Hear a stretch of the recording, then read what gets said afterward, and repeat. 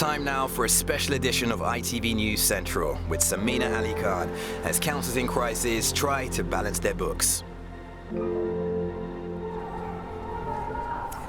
Tonight, councillors in Birmingham are about to approve cuts to services on a scale never seen before.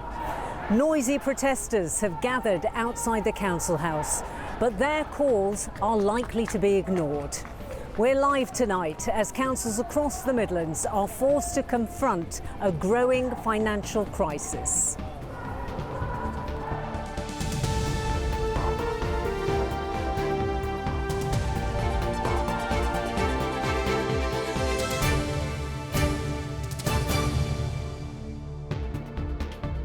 Councillors in Birmingham are just moments away from approving the largest budget cut any local authority has ever made. It includes a huge council tax rise in return for fewer services, and we'll find out what else it means for the second city. Birmingham is Europe's largest authority. The leader told me he never imagined he'd be taking an axe to council services. I mean, this is a budget that I never envisaged or wanted to bring to the council. You know, these are not the things that I came into politics to do. The city is home to some of the poorest people in the country. We'll speak to those who are fearing the worst. I think it's going to be dramatic. People are going to die. It's going to be young children and it's going to be the elderly. It feels a bit like a punishment, if I'm honest. Just how many millions are missing from the Midlands? We look at the figures and how other councils are confronting crisis. And I'm in Stoke-on-Trent, which has just had its own full council meeting about a budget of stabilisation and recovery. Find out later about plans to balance the books.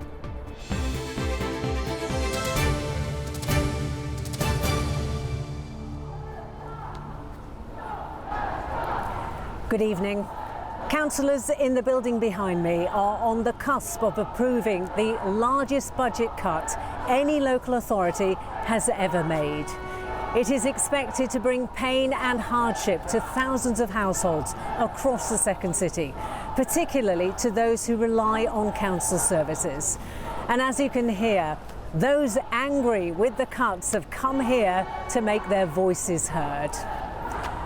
Well, this is the scene live inside Birmingham's council chamber, where in the next hour, representatives will hold a vote on its proposal to cut £150 million from its budget this year and another £150 million the year after. Tonight, we'll explore what this will mean, and we'll also look at other councils across the Midlands who are also suffering. Rosie Dowsing is live in Stoke-on-Trent, where the City Council is preparing to set its budget tonight. And our political correspondent, Alison Mackenzie, is live in Westminster to tell us what help is on offer from the government. But first, our coverage here in Birmingham begins with Lewis Warner.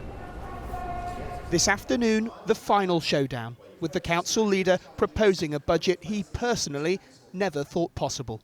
I am deeply sorry that the council faces such tough choices this afternoon, and I'm under no illusions what this budget will mean for our communities.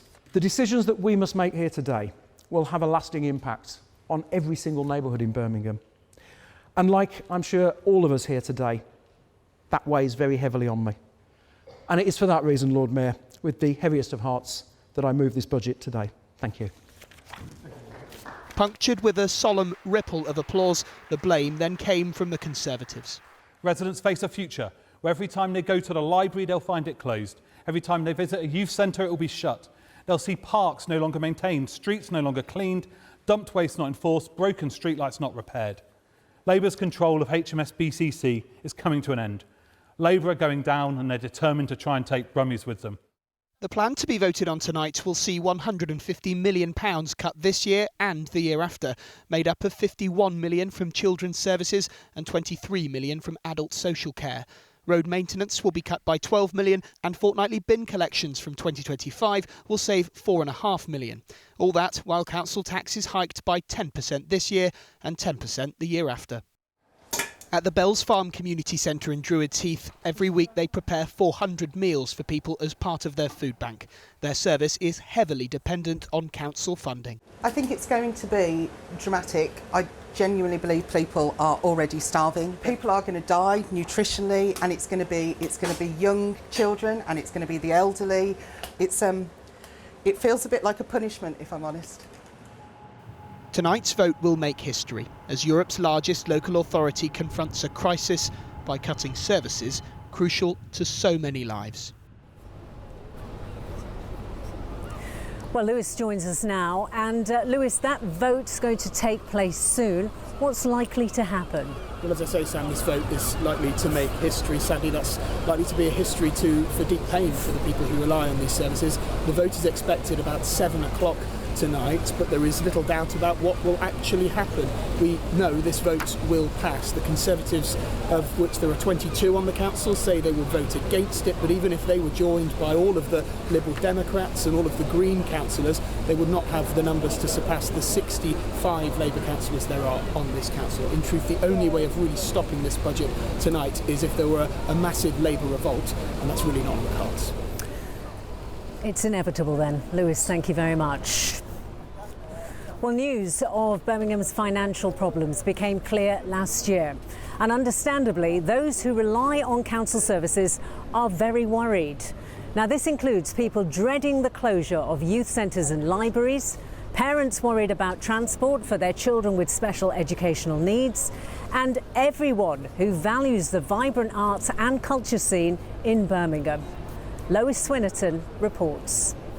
Birmingham City Council has effectively declared bankruptcy. The problem is so large here, a shortfall of £87 million this year alone. A full inquiry will be held into what went wrong so that lessons can be learned. Significant tax increases and extensive cuts to services are looming over residents in Birmingham.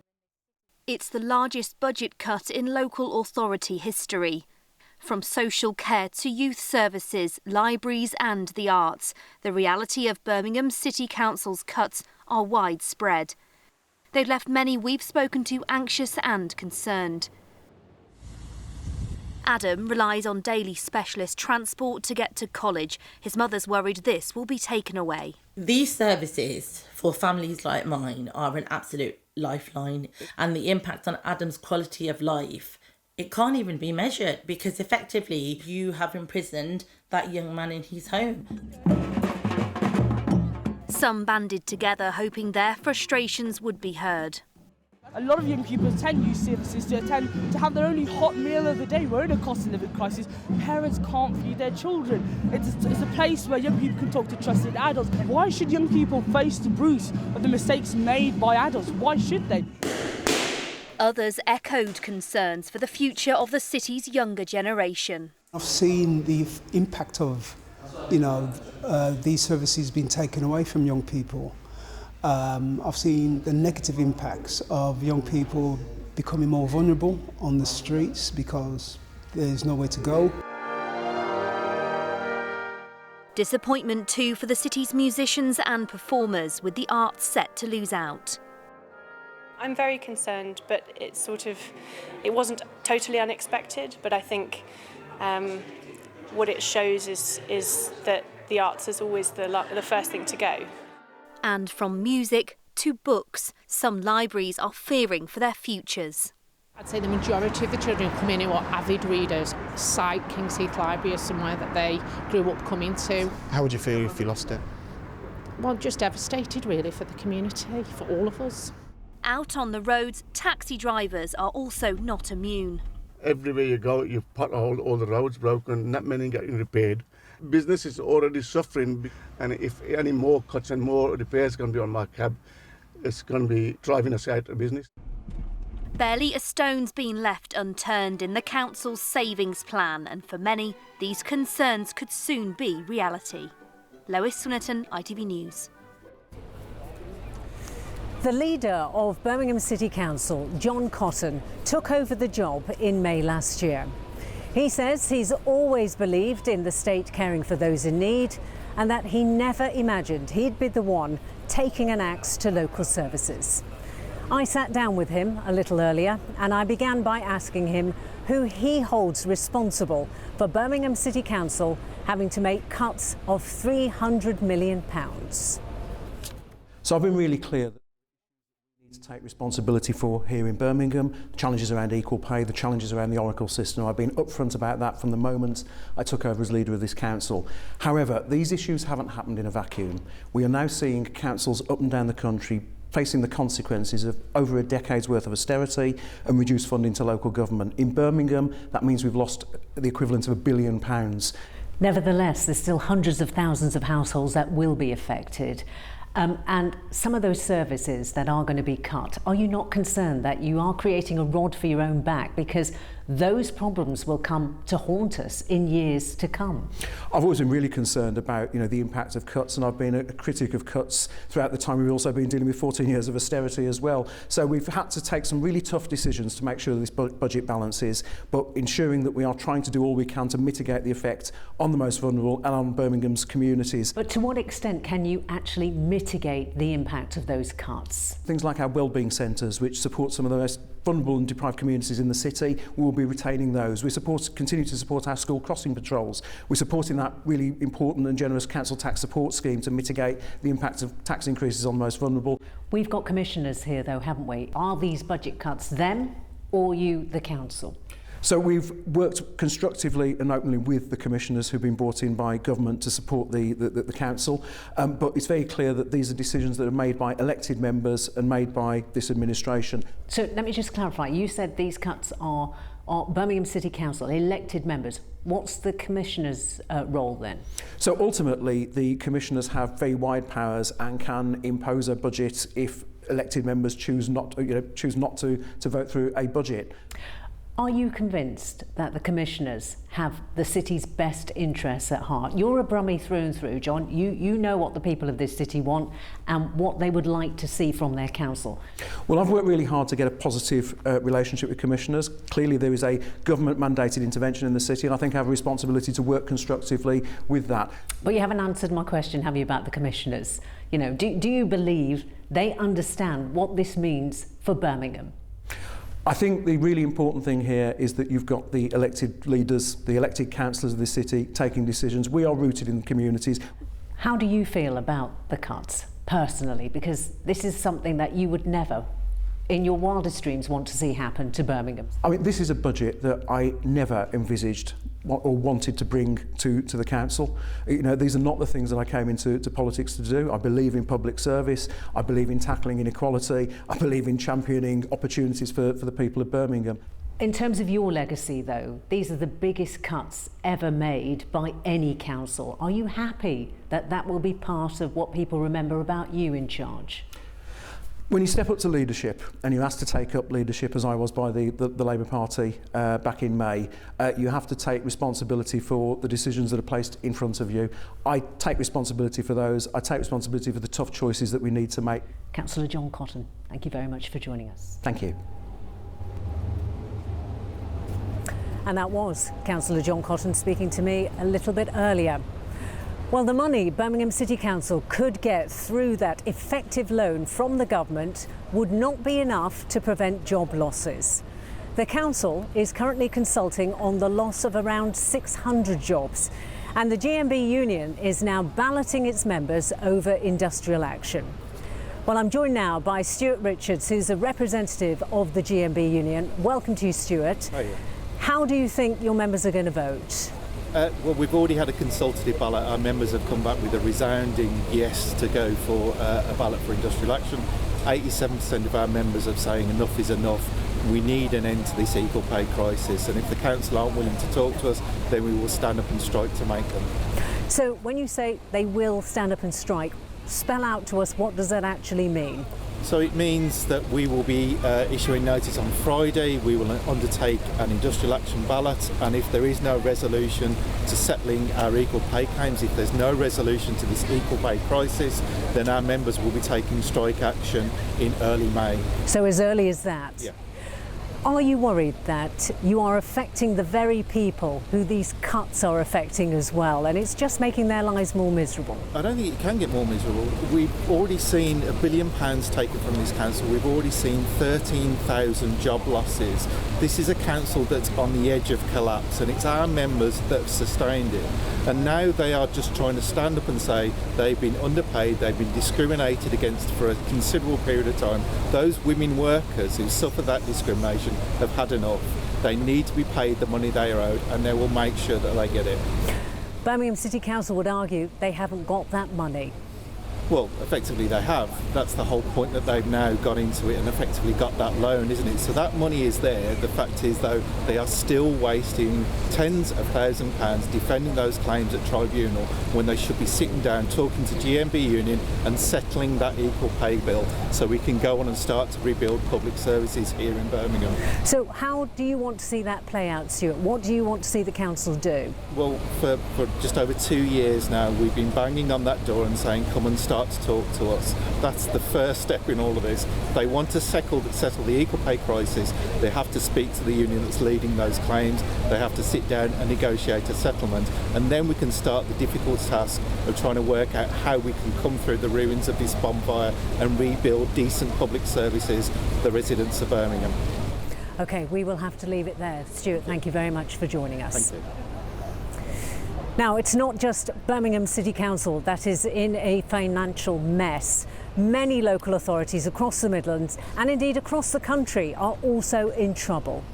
Budgets have been stretched because of rising costs due to inflation and the sharp increases in the number of people seeking council care. All councils are legally bound to balance their budget by the end of each financial year. A Freedom of Information request by the Public Services Union, Unison, reveals some eye-watering shortfalls. Birmingham had by far the largest, a gap of £164 million. It was followed by Coventry at just over £30 million, and Warwickshire at just over £18 million. Wolverhampton wasn't far behind, with a shortfall of £16 million. And Worcestershire was £17 million behind. Herefordshire, Walsall, Dudley, Stoke, Sandwell, Solihull and Shropshire all had budget gaps of under £10 million. Staffordshire and Telford and the Wrekin reported no budget gap. That's likely because of cost controls already implemented. That means the overall budget shortfall for Midlands local authorities totals more than £250 million at £278.8 million.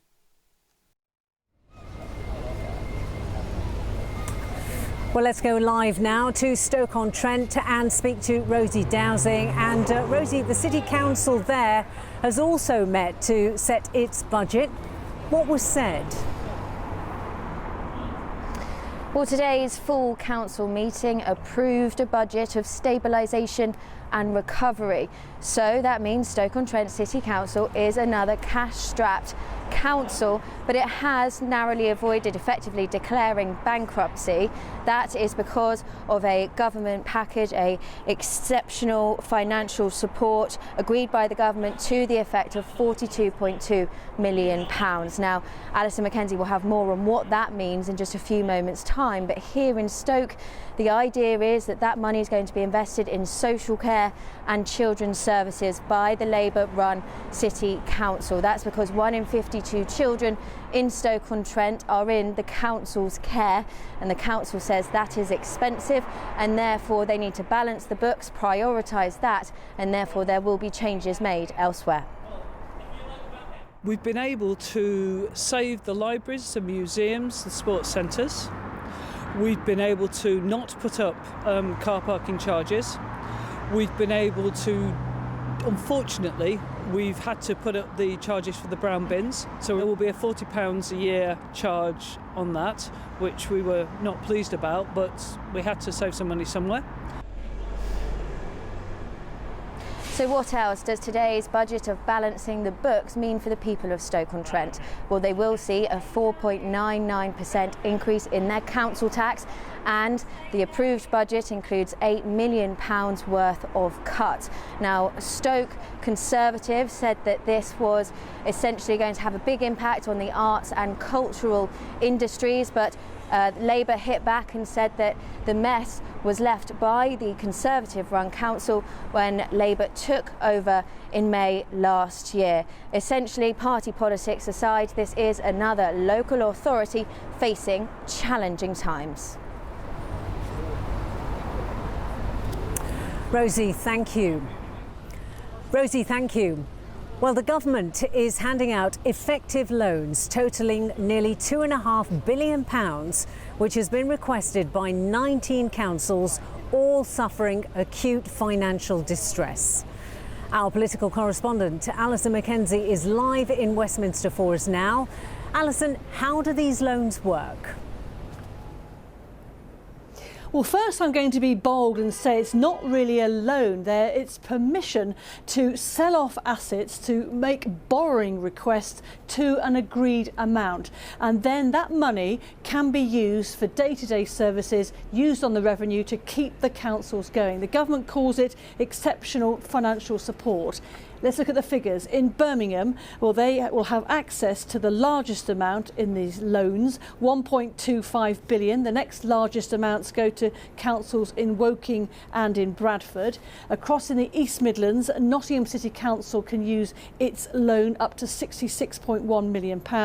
And in Stoke, as Rosie mentioned in her report, £42.2 million. It's a bit like selling off the family silver, and we know what that means. It can't be sold off more than once. Well, Michael Gove, the Secretary of State in charge of council finances, wasn't available to talk to us today about Birmingham, so we had to target a more junior minister, Greg Hands. Well, there's been real terms increases in council funding. Birmingham City Council, of course, is a Labour-run authority, and we've seen Labour-run authorities in particular getting into financial difficulties. Birmingham, I think, embarked on a wholly ill-advised course of action in relation to a court case a few years ago, and I'm afraid that the people of Birmingham are paying a price for their Labour council. So this short-term option, these loans, this selling off assets, selling off the family silver. I'm reminded of a report from the local government select committee, cross-party, and their final recommendation was the next government should embark on a fundamental review of the system of local authority funding. They believe it's not fit for purpose. It's time to bring it into the 21st century. Alison, thank you very much. Well, in the days after Birmingham went bust, a campaign group born out of fear leapt into action. I'm joined now by the leader of the group, Save Birmingham, Jeevan Jones. Jeevan, thank you for joining us. Firstly, tell us a little bit about your group and why you came to be.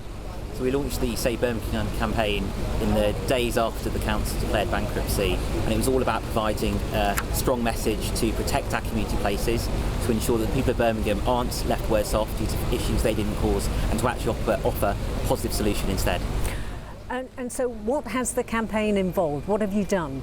So we've got thousands of residents who've signed up to the savebirmingham.org website. They've nominated hundreds of community places that they care about and they use every day. And it's all about providing a really strong message to the council that right now is deciding the future of the city to protect community places and consider instead some community options instead. So what are those community options, Jeevan? So when the council has to make some really tough decisions and the budget includes some very large asset sales, we're saying the council should consider, instead of selling off or closing down community libraries, leisure centres, community centres, they should instead look at giving them to the community or selling to the community, because we think that's a much better outcome than leaving them closed and gone forever. How have community groups reacted when you've suggested this? So we've had a really great range of support from community groups who right now are really concerned. Right. The uncertainty is really tough for them, and so by giving the opportunity for them to keep the services open, to take over the running and ownership of these places, communities really want to play a part. And what about the council? How have they reacted? So we've got some warm words from political parties right across the spectrum. The challenge now is to make sure we turn those words into action. The council tonight is going to be voting on and passing a budget.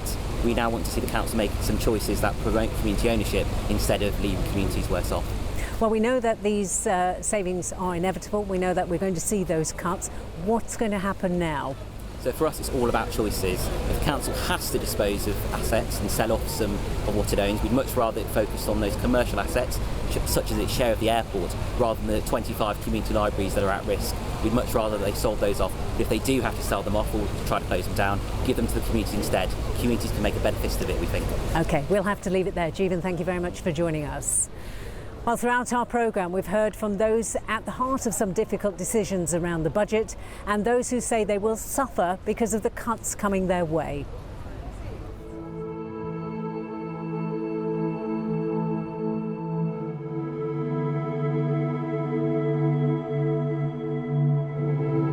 The Rep is one of the largest producing theatres outside of the West End. To cut that, I think, is just completely negligent.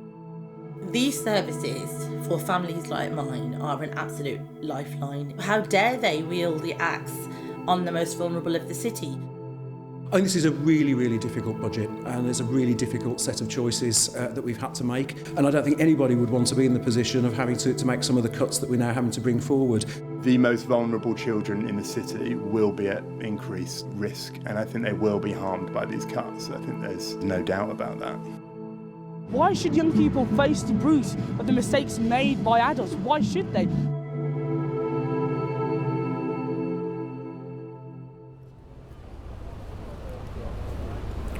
Well, that's almost it from us for tonight. We'll leave you now with a view inside Birmingham's council chamber, where within the next half an hour, a budget worthy of the history books is set to be passed by councillors. We'll bring you the details in our late bulletin at 10:30, and there's extended coverage on the ITV News, which is on after us. For now, though, from the team here, good night.